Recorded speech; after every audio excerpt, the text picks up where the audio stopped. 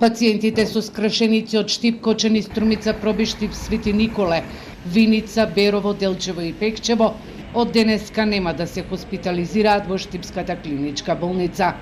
Силниот ветар кој синоќа се движеше со брзина од 134 км на час ја оштети кровната конструкција, а лемот падна околу болницата. Оштетен е кровот во делот на оделението за ортопедија и операционата сала.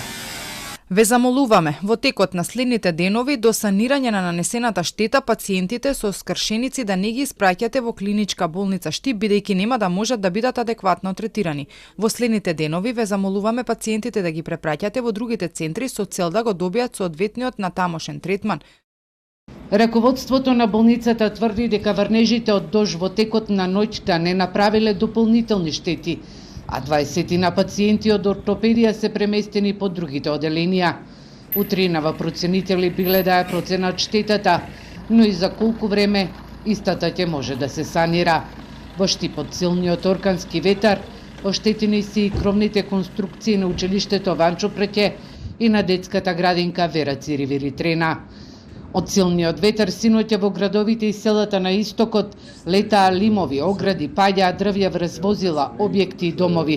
Штети на домовите и возилата пријавуваат граѓаните во општините, а јавните предпријатија ги исчистија сообраќајниците од паднатите дрвја, кал и други предмети. Комисија од страна на општина Штип ги констатира настанатите штети, граѓаните ги пријавуваат, исто така приватните имоти на кои е нанесена штета и врз основа на ова ќе се продолжи во понатамошна фаза врз основа на законските обврски, можности кои ги имаме, секако во комуникација со сите други надлежни институции.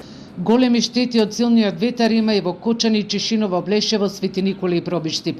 Дел од градовите синоќа немаа струја или вода за пиење, но во текот на денот е нормализирана дистрибуцијата до домовите на граѓаните и институциите. Општините ќе бараат помош од владата и ЗЕЛС за санирање на големите штети на институциите. Да, може.